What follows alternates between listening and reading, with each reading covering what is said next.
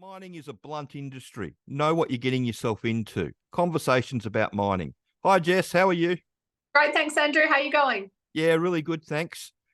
So in this video, we're going to talk about how blunt the industry is. And I get this all the time when I talk to people on the phone that watch our videos. They find me very straight to the point and blunt at times. That's the mining coming out in me. One of the reasons why the industry is so blunt is because there's not a lot of time. Like everything's time is money, especially in production mining. The values of money so high, there's no time to beat around the bush. You've got to be straight to the point. Which is, yeah, it's one of those things. But yeah, I've just had a guy, James, who you'll remember from the videos, got a job about 4 or 5 months ago. He sent me a message just letting me know that he's doing very well. He's already training people how to drive trucks on his crew. He's doing service crew training, and it looks like he's going to go nippering on another crew very shortly. He's up in Kalgoorlie, and he's working overtime at the moment. So instead of doing week on, week off, he's doing 10 and 4s. So, and, as they say, killing the pig, which is what everybody wants. You get in it to make money.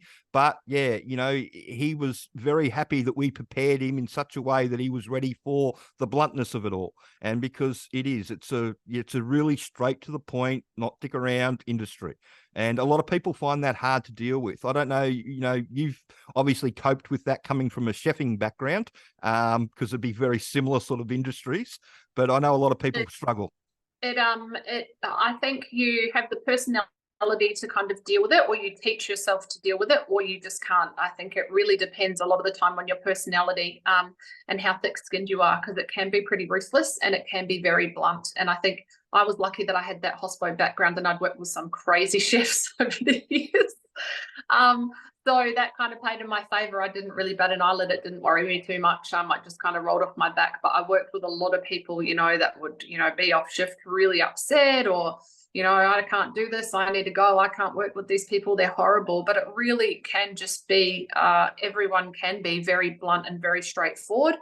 There's not a lot of emotion or thinking about anyone's feelings. It's just, you need to get this done, and this is how you need to do it, and this is when you need to do it by, and that's it. And if you are not coping maybe with being on site or being away from family, or you haven't really made many friends yet, sometimes people don't cope very well with that, especially in the beginning. So that can be quite confronting for some people. Other people, like I said, wouldn't bat an eyelid and would just get on with it.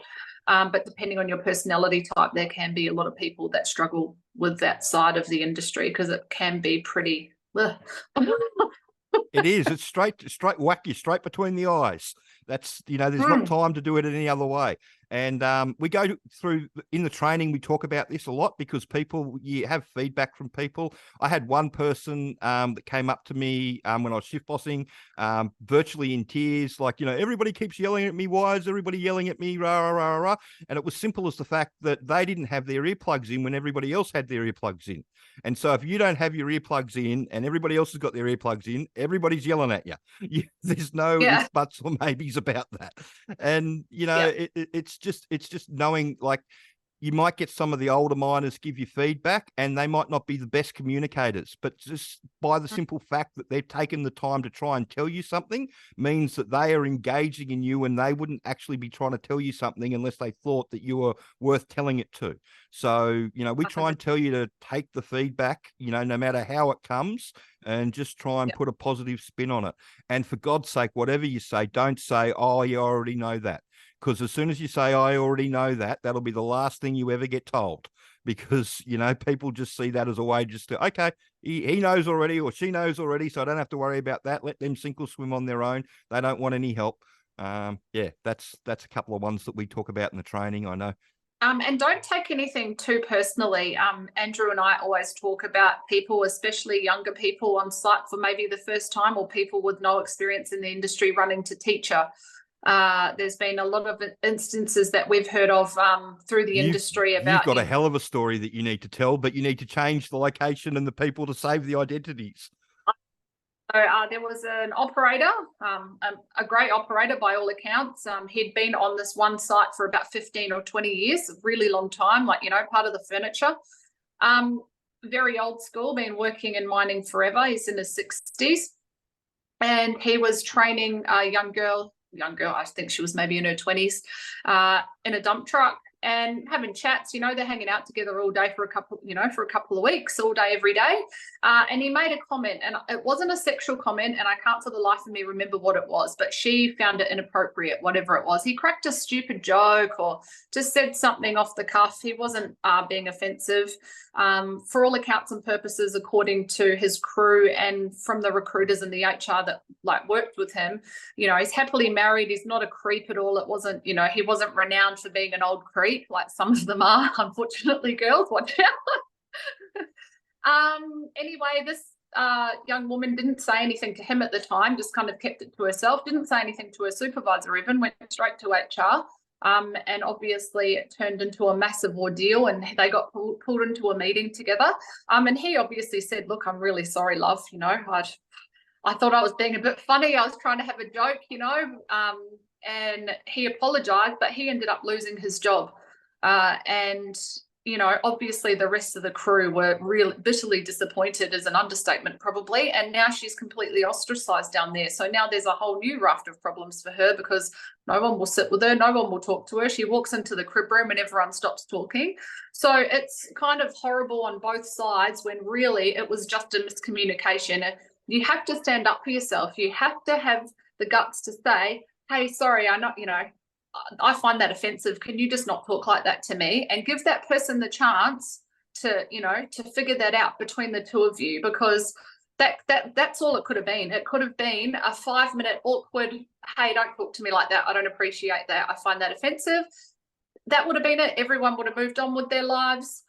But now it's a massive thing for both of them and for their whole crew. So please communicate with your... They had to get somebody else into trainer, didn't they? They had to finish the trainer, because none of the crew on her crew, none of the other operators would work with her, especially not the guys. They were all like, I'm not getting in a truck with her, no way. Like, look what she's done to him, kind of thing. Really sad story, and it really didn't need to be that way. Like, please don't take anything too personally. Obviously if someone is harassing you or sexually harassing you or being really inappropriate and making you uncomfortable, but pull them up to their face. And if you don't feel comfortable doing that, get your supervisor in and say, right, I want you to come with me for 5 minutes. I need to talk to this guy, because they're going to appreciate having to waste 5 minutes with you both to sort it out, rather than having to go through all this paperwork and maybe losing one or both of you. Yeah, and it reflects really poorly on the supervisor, because they don't know what's going on. It's like if you're in the army and your direct commander, you don't go and report to them, you go and report 3 levels above. I mean, you get all sorts of shit for that.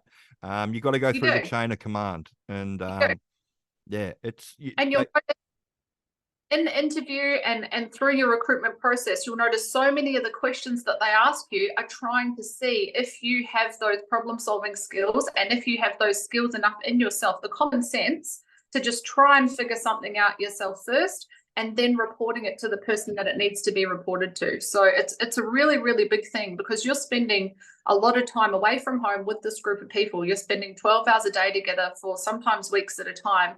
Everyone has to be able to get along and resolve their issues between each other. Yeah. And like you said before, one of the things that we try and prepare people for with the training is not running off to teacher. If you're going to the shift boss every 30 seconds because you've got a problem and you're not sorting it out for yourself, then, you're probably not going to have a job for very long, because it just looks like that you're not capable of doing the job, and you're sucking up all the time of the shift boss with often petty little things that you should sort out for yourself.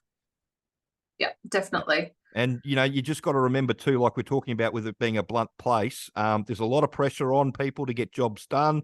People lose their shit when something won't go their way. Some of the words that I've used when some polypipe wouldn't go together, or, whatever's going on around the place, a few choice words. I get in trouble, mowing the lawn around the place, because I use some of those choice words from the mine site when the lawnmower won't behave itself. So the missus has come out a few times going, you're on a mine site at the moment. You're in the front yard, sort of thing. So yeah, it's one of those things, you just be ready for the bluntness, and it's all good to be blunt back. That's not an issue as well. But go through the chain of command command and make sure that you give the person the opportunity to rectify their actions. Even the other thing too is with safety. What we used to get was the geologists, one of the mine sites that I was on, they were terrible. They were forever dobbing in the operators. And, you know, if you end up dobbing in the operators, all you end up is with a mini war, and the operators start dobbing in the geos, and then they start not helping them, and they start doing this, and you want everybody to work together. So if you've got a problem and you've seen somebody do something wrong, that they're the person that you need to go in front first and then work it up from there, instead of just running straight off to one of the big bosses and going, hey, I saw this happen. Because all you're doing is throwing that person under the bus, and most of the time that person drags you under the bus as well. So just be really careful about all that. And if you've got the time and the energy to be having petty disputes like this at work your whole thing, you're not working hard enough. Like, seriously, enough to work, because you've got too much time and energy on your hands, honestly. Yeah. It's just it's very frustrating, but it is what the industry is, and it's a blunt industry, and if you're not used to that, it can be a bit of an eye opener. But yeah, it's all about just, you know, having good communication skills and just making sure that you give them, you know, you give them what they want. You know, hard day's work, you know, and achieve the goals. Sometimes it's not going to happen every day, but you know, you just got to keep trying. Awesome. Cool. So before we going to do a shout out to Ashlyn, Andrew's wife, for putting up with him, married for 24 years. Congratulations, Ash. Good job. Thank you. 20. Yeah, she tells everybody she was a child bride. So we got married young. A child bride. Yep. 24 years next week, or next Monday. So awesome. Fun.